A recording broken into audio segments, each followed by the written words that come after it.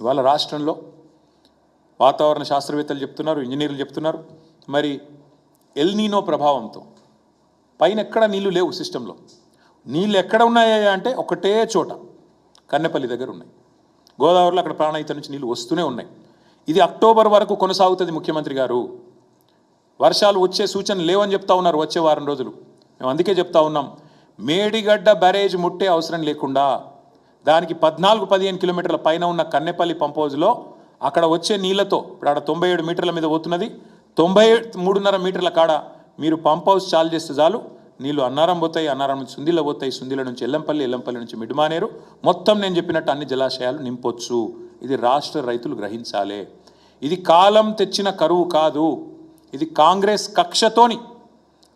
కక్షతోని మీ మీద రుద్దుతున్న కరువు అని రాష్ట్ర రైతన్నలు గుర్తించాలని చెప్పి నేను కోరుతా ఉన్నాను.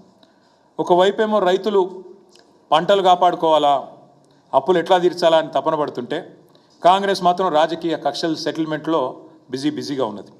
ఇవాళ ఒక్క మాట మేము రేవంత్ రెడ్డి గారిని స్పష్టంగా సూటిగా అడుగుతా ఉన్నాం. నువ్వు అన్నట్టు సరే ఒక్క నిమిషం నువ్వు చెప్పిన అబద్ధం నిజమే అనుకుందాం. కన్నెపల్లి దగ్గర 1,00,000 క్యూసెక్కులు పోతున్నా నువ్వు లేవంటున్నావు, కనబడతలేదంటున్నావు, నిజమే అనుకుందాం. మరి కింద పట్టిసీమలో మోటార్ లాంచ్ చేసిండ్రు కదా, అదే గోదావరి నది మీద కింద ఆంధ్రాలో పట్టిసీమ లిఫ్ట్ ఇరిగేషన్ చాలు చేసిండ్రు కదా, కింద వాళ్ళు నీళ్ళు ఎత్తిపోసుకుంటున్నారు కదా, ఇది రైతులకు చూస్తలేరు అనుకుంటున్నావా? కింద ఆంధ్రప్రదేశ్ ప్రభుత్వానికి అదే గోదావరిలో నీళ్ళు ఎట్లు వస్తున్నాయి, పైన నువ్వు నీళ్లు లేవని అబద్ధం ఎట్లా చెప్తా ఉన్నావు? ఇది రైతులు కూడా గ్రహించాలి, రైతులు కూడా ఆలోచించాలని చెప్పి కూడా నేను కోరుతా ఉన్నాను. ఇవాళ రైతులకు అర్థమైంది కాబట్టి శాపనార్థాలు పెడుతున్నారు. ఈ ప్రభుత్వం దుర్మార్గమైన ప్రభుత్వం, కక్ష తీర్చుకుంటున్నది. 31 నెలలు అయింది అధికారంలోకి వచ్చి. ఒక రైతు గొప్పగా చెప్పినాడు, ఒక రైతన్న, నేను చూసిన వీడియో, అది ఎంత గొప్పగా చెప్పిండంటే, అవునయ్య కేసీఆర్ గంత పెద్ద ప్రాజెక్ట్ 4 నెలల్లో కట్టిండు, మీరు 4 దశాబ్దాలు శ్రీరామ్ సాగర్ కట్టిరు, 5 దశాబ్దాలు కట్టిరు, కానీ కేసీఆర్ అంతకంటే పెద్ద ప్రాజెక్టు 4 నెలల్లో కట్టిండు. కట్టినాక ఏదో చిన్న ప్రాబ్లం వచ్చింది, వస్తే నీకు సదరొస్తలేదా? ఆడ సిమెంట్ లేదా, సుతారీలు లేరా, నీకు ఇంజనీర్లు లేరా అని చెప్పి నిలదీసిండు ఒక సామాన్య రైతు. అది తట్టుకోలేక ఫ్రస్ట్రేషన్లో ఉన్నాడు రేవంత్ రెడ్డి గారు. దిక్కుమాలిన డైలాగులు కొడుతున్నాడు. ఆయన మాట్లాడుతుంటే నిజంగా నాకు నవ్వాలో ఏడవాలో అర్థం కాలేదు. మొన్న ప్రెస్ మీట్ పెట్టి పక్కన మంత్రులందరినీ కూర్చోబెట్టుకొని తన అజ్ఞాన ప్రదర్శన చేసిండు. కాళేశ్వరం ప్రాజెక్టు ఆయనకు నిజంగా తల తోక ఏది తెలియదని మళ్ళొకసారి అర్థమైంది. ఏమంటాడు ఆ రోజు? వరద నీటిని ఎత్తిపోయడానికే కదా కాళేశ్వరం అని మాట్లాడుతున్నాడు. రేవంత్ రెడ్డి గారు మీకు మళ్ళొకసారి చెప్తున్నా, దయచేసి వినండి, విని తెలుసుకోండి. పోనీ నేను చెప్పేది వినడం మీకు ఇష్టం లేకపోతే, మా పార్టీ వాళ్ళు చెప్పేది వినడం మీకు ఇష్టం లేకపోతే, దయచేసి మీ ఇంజనీర్లను పిలిపించుకొని ట్యూషన్ చెప్పించుకో. కాళేశ్వరం ఎంత గొప్ప ప్రాజెక్ట్ అంటే 3 రకాల పరిస్థితులను కూడా సద్వినియోగం చేసుకునే ఒక అద్భుతమైన ప్రాజెక్ట్ కాళేశ్వరం. ఎక్సెస్ రెయిన్ఫాల్ ఉంటే, నార్మల్ కంటే అధిక వర్షపాతం నమోదైతే, ఫ్లడ్ వస్తే శ్రీరామ్ సాగర్ నుంచే ఫ్లడ్ ఫ్లో కెనాల్ ద్వారా డైరెక్ట్గా మిడ్మానేరుకు వస్తాయి నీళ్లు. మిడ్మానేరు నుంచి గోదావరి నీళ్లను పైకి లిఫ్ట్ చేసుకోవచ్చు. సస్యశ్యామలంగా రాష్ట్రం మొత్తం ఉంటుంది. ఇది ఒక తరీకా. రెండో తరీకా ఏంది? ఎక్సెస్ రెయిన్ఫాల్ కాకుండా నార్మల్ రెయిన్ఫాల్ ఉంటే, సాధారణ వర్షపాతం ఉంటే మీకు ఎస్ఆర్ఎస్పి నుండి కాకతీయ కాలువ ద్వారా ఇంకా కిందికి కడెం నుంచి కిందికి ఎల్లంపల్లికి నీళ్ళు వస్తాయి, అక్కడి నుంచి నీళ్ళు ఎత్తిపోసుకోవచ్చు. ఒకవేళ ఈ రోజున్న పరిస్థితి ఉండి కరువు వచ్చి, ఎల్ నీలో లాంటి పరిస్థితులు వచ్చి, వర్షపాతం లేని పరిస్థితిలో ఉంటే, అప్పుడు కూడా ఎక్కడ నీళ్లుంటాయని దేవులాడి దుర్బిని పట్టుకొని వ్యాప్కోస్ లాంటి సంస్థ కప్పచెప్పి దేవులాడి వెతుకులాడి పట్టుకున్న పాయింట్ కాళేశ్వరం. ఆ కాళేశ్వరం పాయింట్లో కన్నెపల్లి పంప్ హౌస్ దగ్గర ఎంత వరస్ట్ సిచ్యువేషన్లో కూడా ఇవాళ కూడా 9 టీఎంసీల నీళ్లు కిందికి పోతున్నాయి. 9 టీఎంసీలు అంటే మీ అంచనా కోసం చెప్తున్నా, 9 హుస్సేన్ సాగర్లతో సమానం.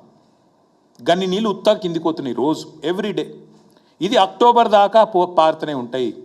రేవంత్ రెడ్డి గారు దయచేసి మా మీద కక్ష ఉంటే కేసులు పెట్టు, మా మీద కక్ష ఉంటే మమ్మల్ని బూతులు తిట్టు, మా మీద కక్ష ఉంటే ఇంకా రోత మాటలు మాట్లాడు, మాకేం పర్వాలేదు, అలవాటైపోయింది. కానీ రైతుల మీద దయచేసి పగబట్టకు, రైతుల మీద కోపం తీర్చుకోకు. కాళేశ్వరాన్ని బదనాం చేయాలి, కాళేశ్వరం కూలేశ్వరం అని చెప్పి పనికిమాలిన కూతలు కుయ్యాలి అని చెప్పి వాగే పిచ్చివాగుడిలో దయచేసి రైతులు, రాష్ట్రంలోని లక్షలాది మంది రైతుల వారి నోట్లలో మట్టి కొట్టకు. ఇది నా ప్రార్థన. వారికి ఇంకొకటి కూడా తెలుసు, రేవంత్ రెడ్డికి తెలియదని కాదు, భద్రాచలానికి ముప్పు అని మాట్లాడాడు.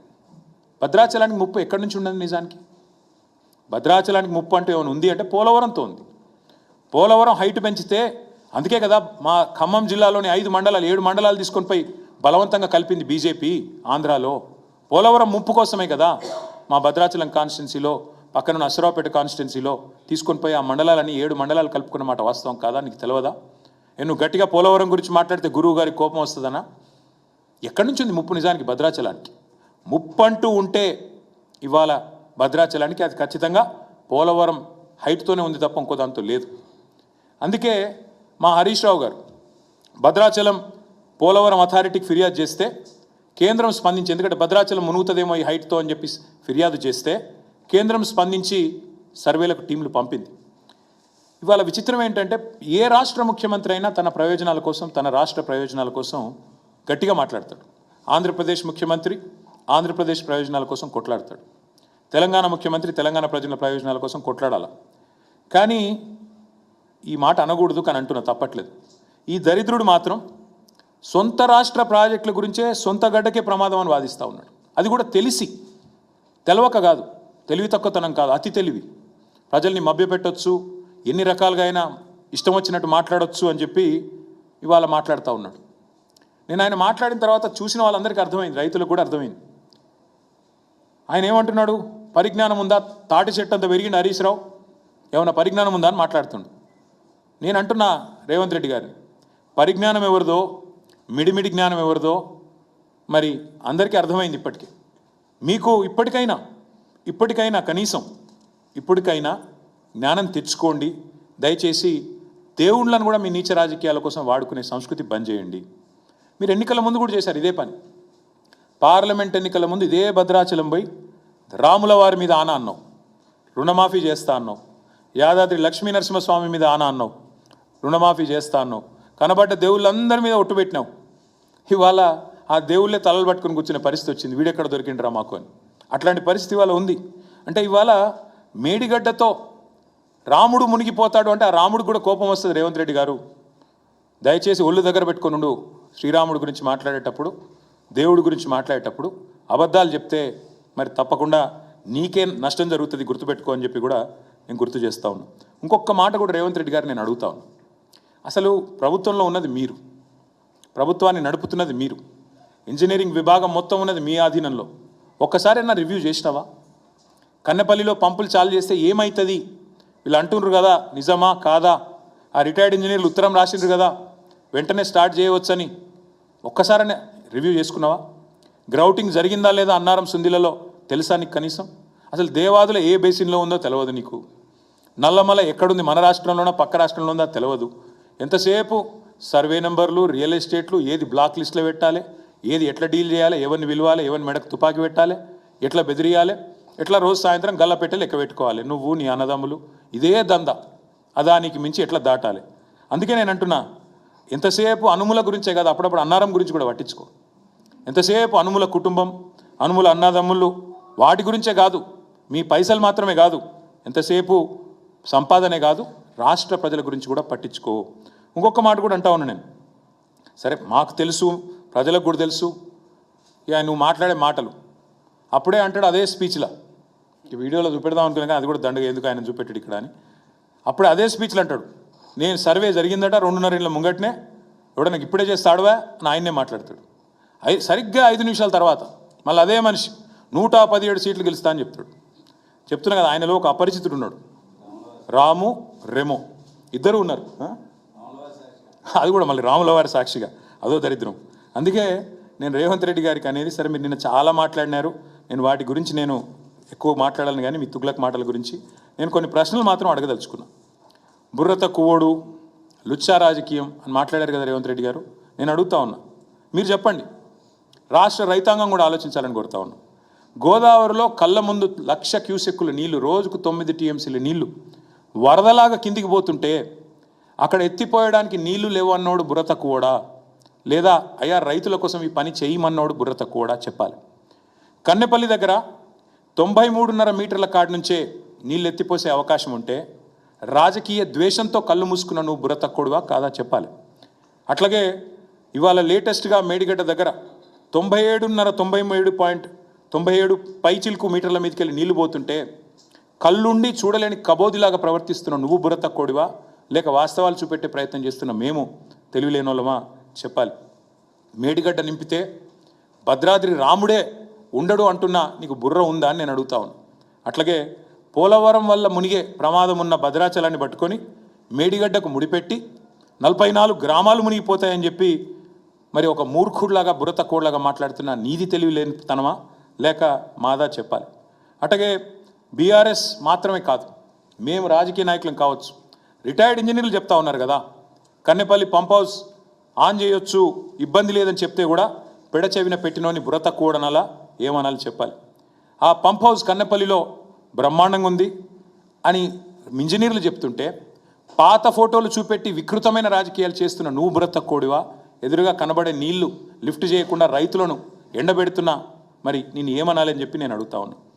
28 లక్షల క్యూసెక్లు, 28.5 లక్షల క్యూసెక్లు అంటే రోజుకి 247 టీఎంసీల నీళ్లు ఒక ఉప్పెనలాగొచ్చినా దాన్ని తట్టుకొని నిలబడ్డ మేడిగడ్డ, చెక్కు చెదరని మేడిగడ్డ 1,00,000 క్యూసెక్కులకే కూలిపోద్దంటే నేను బుర్ర తక్కువడనాలా ఏమనాలని నేను అడుగుతా ఉన్నా.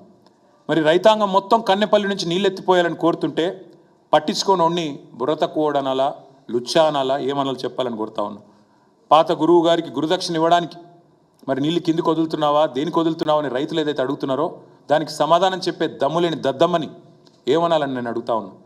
పట్టిసీమలో పంపులు వాళ్ళకి అదే గోదావరి మీద కిందికి పట్టిసీమలో పంపులు జలాలను ఎత్తిపోస్తుంటే పక్కన ఆంధ్రప్రదేశ్లో రైతులు సంతోషంగా ఉంటే ఇక్కడ కన్నెపల్లి పంప్ హౌస్కు తాళం వేసిన వాడిని బుర్ర తక్కువడనాలా దరిద్రుడనాలా ఏమనాలని నేను అడుగుతా ఉన్నా.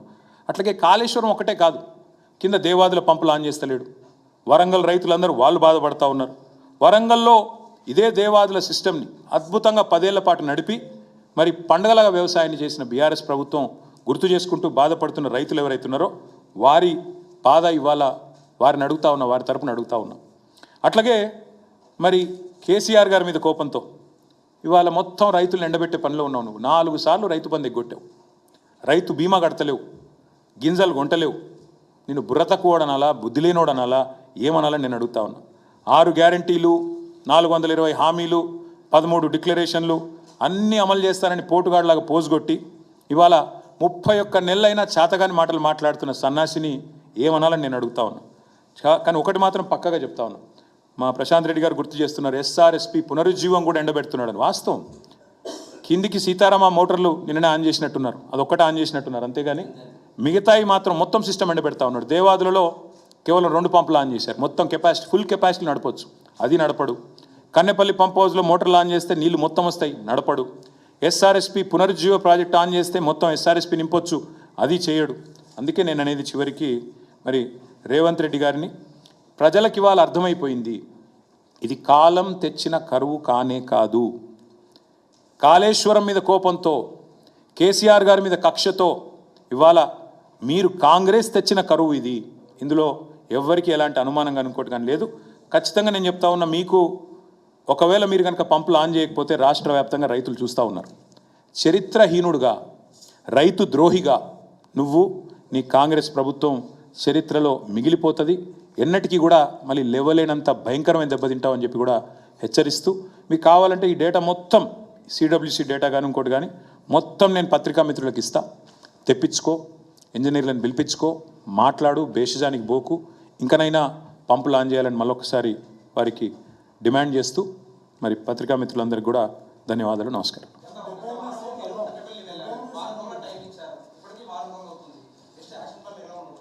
ఇప్పుడు మేము ఒక్కరమే చెప్పలేదు కదా బ్రదర్, మేము మాతో పాటు ఇవాళ రాష్ట్ర వ్యాప్తంగా ఉండే రైతులు ఎదురు చూస్తూ ఉన్నారు. ఇవాళ జూలై 11, సాధారణంగా జూన్ మొదటి వారంలోనే లేదా జూన్ 2వ వారంలో వర్షాలు స్టార్ట్ అవుతాయి, మాన్సూన్ స్టార్ట్ అవుతుంది. నెల అయిపోయింది, రైతులందరూ మొగులు దిక్కు చూస్తున్నారు, కన్నెపల్లి దిక్కు చూస్తున్నారు. ఆడ నీళ్లున్నాయట, ఎత్తిపోస్తలేడు రేవంత్ రెడ్డి, ఏం చేయాలని చెప్పి ఎక్కడ వాళ్ళు అక్కడ ఊళ్ళల్లో బాధపడతా ఉన్నారు. మేము కూడా ఈరోజు మనస్ఫూర్తిగా చెప్తా ఉన్నాం, వర్షాలు పడాలనే కోరుకుంటున్నాం. ఎందుకంటే ఈ మూర్ఖుడు ఏం చేసేటట్టు లేడు.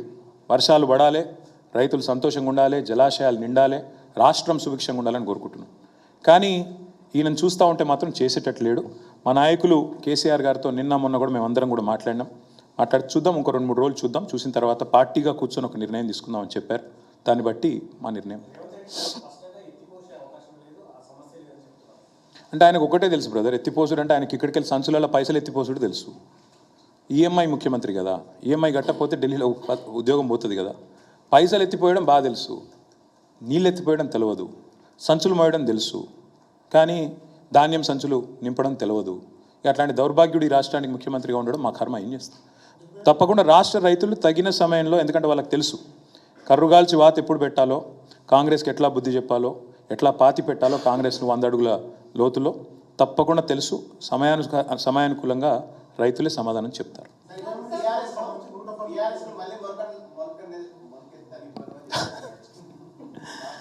ఇప్పుడు మొలవదనుకున్న రాష్ట్రాన్నే మొలిపించిన పార్టీ మాది. మొలవదన్నారు. అట్లాంటి ఒక రాష్ట్రాన్నే మొలిపించిన నాయకుడు కేసీఆర్. ఆయనను ఈ అంగుష్ట మాత్రుడు, ఆయనకు హైట్ ఒకటే తక్కువ అనుకున్నా, బుర్ర కూడా తక్కువ అని ఈ మధ్యనే తెలిసింది. అందుకే అనేది మాట్లాడేటప్పుడు ఒళ్ళు దగ్గర పెట్టుకొని మాట్లాడాలి. మీ రాహుల్ గాంధీ గారు వరుసగా 2014 నుంచి ఇప్పటిదాకా 3 ఎలక్షన్లు ఓడిపోయింది. అయితే ఖతం అయిపోయిందా కాంగ్రెస్? ఉంటుంది కదా, అడుగో బొడుగో ఆడనే ఉంటుంది. అట్లాంటిది ఇంత పవర్ఫుల్ పార్టీ, రాష్ట్రం తెచ్చిన పార్టీ, అంత పవర్ఫుల్ నాయకుడు ఒక్క ఎలక్షన్లో మీ అన్ని అబద్ధపు మాటలు చెప్పి ప్రజలను గోల్మాల్ చేసి దొంగ ఓట్లతో గెలిచినావు నువ్వు. నీకే ఇంతుంటే, తెలంగాణ ప్రజల మీదకి తుపాకీ తీసుకుపోయిన నీకే ఇంతుంటే, తెలంగాణ తెచ్చిన మాకెంత ఉండాలని పెట్టుమని. అంత సిపాయి అయితే మొలకెత్తని అని అంటుండగా పెట్టుమని, రాష్ట్రంలో ఎలక్షన్లు పెట్టుమని. ఉప ఎన్నికలు పెడతాడా, జిల్లా పరిషత్ పెడతాడా, లేకపోతే మొత్తం శాసనసభ రద్దు చేసి అసెంబ్లీకి పోతాడా, పొమ్మని చూస్తా. ఎందుకంటే ఆయనకు తెలుసు, ఆయన సర్వేనే చెప్తున్నది. ఇప్పుడు మిడ్ టర్మ్ అయిపోయింది బ్రదర్, మొత్తం 2.5 ఏళ్ళు అయిపోయింది. లాస్ట్ ఇయర్ ఎట్లాగో ఎలక్షనే, మిగిలింది 18 నెలలు. ఈ 18 నెలలు ఏం చేయొచ్చు అని చెప్పి ఆయన సర్వే చేయించుకున్నాడు. ఆయన ఒక్కడే చేయలేదు, ఇంకో 3 సర్వేలు, మొత్తం 4 సర్వేలు వచ్చినాయి బయటికి. 4 సర్వేలు గంటా పదంగా చెప్తున్నాయి. రేవంత్ రెడ్డి సర్వే కూడా స్వయంగా చెప్పింది 78 సీట్లతో బీఆర్ఎస్ అధికారంలోకి రాబోతుందని రేవంత్ రెడ్డి చెప్పి సర్వే చేయించుకుంటే అందులో కూడా వచ్చింది. అంతేందుకే మీ వాళ్ళు కూడా చేసిండట, అది కూడా తెలుసుకో. నీ పేరు వద్దులే కానీ మీ వాళ్ళు, మీ ఛానల్ పేరు చెప్తే మళ్ళీ అదో రపరప. కాదు ఒక్క మాట, నేను చెప్పేది అబద్ధమైతే మరి ఏ దేవుడి మీద ఒట్టు పెడతాడు ఆయన చెప్పమను. ఏ దేవుడి మీద ఒట్టు పెడతాడో చెప్పమను. ఆయన చేసిన సర్వేలో ఏమొచ్చిందో పెట్టమని చెప్పమను.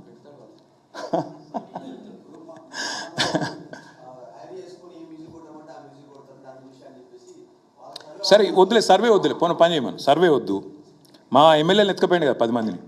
మరి ఇంతపాటి మగవాడు, ఇంతపాటి సిపాయి అయితే పెట్టుమని రాదు. అక్కడ 10 మందితో రాజీనామా పెట్టిమని చూద్దాం. ఇంత ధైర్యం ఉంది కదా ఆయనకి, రొమ్ము విరుచుకొని చెప్తున్నాడు కదా, గెలుస్తా, ఇది చేస్తా, అది చేస్తా అని. పెట్టుమని ఎలక్షన్లు మేమెందుకు వద్దంటాం?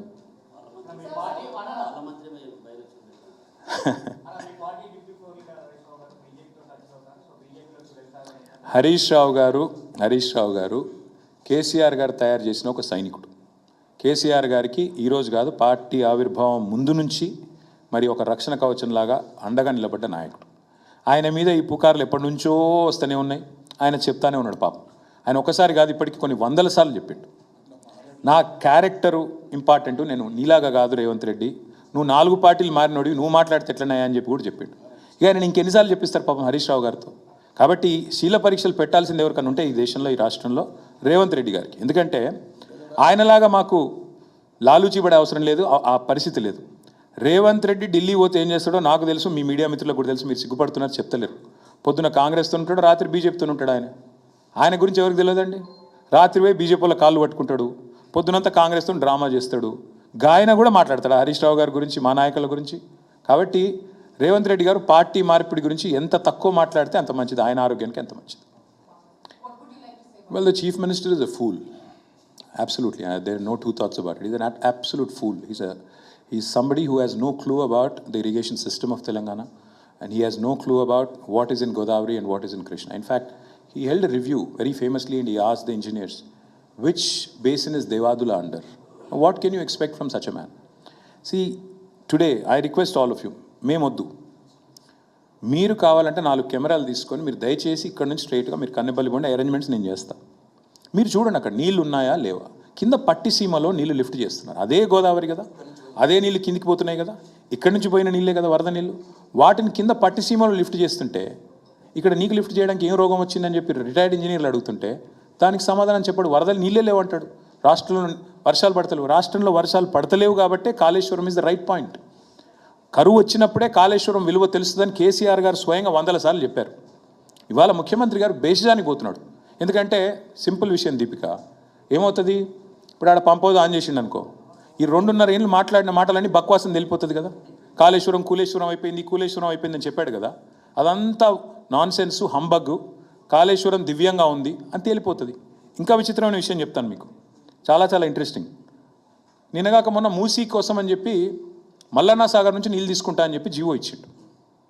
మరి కాళేశ్వరం కూలేశ్వరం అయిపోతే మల్లన్న సాగర్ ఎక్కడిది? అసలు కాళేశ్వరమే లేకపోతే మల్లన్న సాగర్ ఎక్కడిది? నీళ్ళు ఎక్కడిది? నీ మూసి ఎక్కడిది? నీ ముఖం ఎక్కడిది? కాబట్టి ముఖ్యమంత్రి గారికి పనికిమాలిన వాగుడు వాగడం తప్ప. ఇక ఉత్తమ్ కుమార్ రెడ్డి గారే అప్పుడప్పుడు 10 సార్లు మాట్లాడితే ఒక్కసారి ఏమన్నా చక్కటి మాట మాట్లాడతాడు, కానీ ఆయన కూడా తెలివి తక్కువ మాటలే మాట్లాడుతున్నాడు. నింపా నీళ్ళు అంటాడు. నేను నింపమని ఎవడు అడిగిండు? మేడిగడ్డ బ్యారేజ్తో సంబంధం లేకుండానే నీళ్లు లిఫ్ట్ చేయొచ్చని మొత్తుకుంటున్నాం, చెప్తున్నాం. ఇక నువ్వు కాదు కూడదు, నేను పట్టిన కుందేలకు 3 ఎకరాలంటే ఏం చేయాలి? ఏం చేయలేం. నాకు వినబడ్డది, నేను విన్నదైతే, మరి ఎవరైతే వారిని అమరవీరులు చేశారో, ఎవరైతే వారి ప్రాణాలు కోల్పోయే విధంగా చేశారో,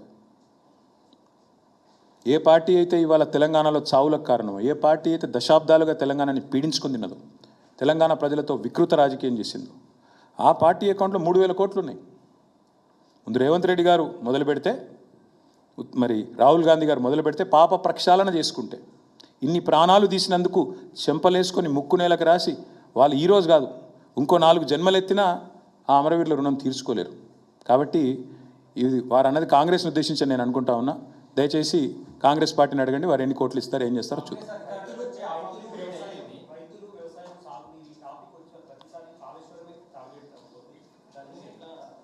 టార్గెట్ అవ్వడం కాదు బ్రదర్, కాళేశ్వరం అనేది కల్పతరువు, కామధేనువు తెలంగాణ రైతాంగానికి. అది మళ్ళీ ప్రూవ్ అవుతుంది.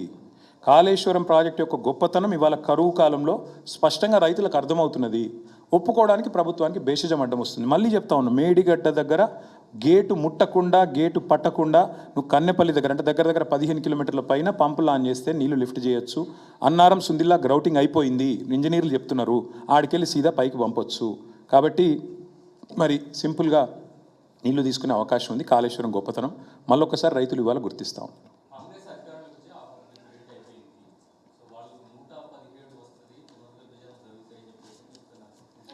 7 కూడా రావు, కాక 7 కూడా రావు. మేము ఇదివరకు కూడా చెప్పినా, మళ్ళీ కూడా చెప్తున్నాం, 117 కాదు, 7 కూడా రావు. అది ఎప్పుడు ఎలక్షన్లు పెట్టినా కాంగ్రెస్ను ప్రజలు బొందబెట్టడం ఖాయం, మళ్ళీ కేసీఆర్ గారిని ముఖ్యమంత్రి చేయడం పక్క. ఇది గల రెండో అభిప్రాయం కానీ, రెండో ఆలోచన కానీ తెలంగాణలో ఎవరికీ లేదు. Thank you. మరిన్ని అప్డేట్స్ కోసం ఛానల్ను సబ్స్క్రైబ్ చేయండి. నోటిఫికేషన్స్ కోసం బెల్ ఐకాన్ పై క్లిక్ చేయండి.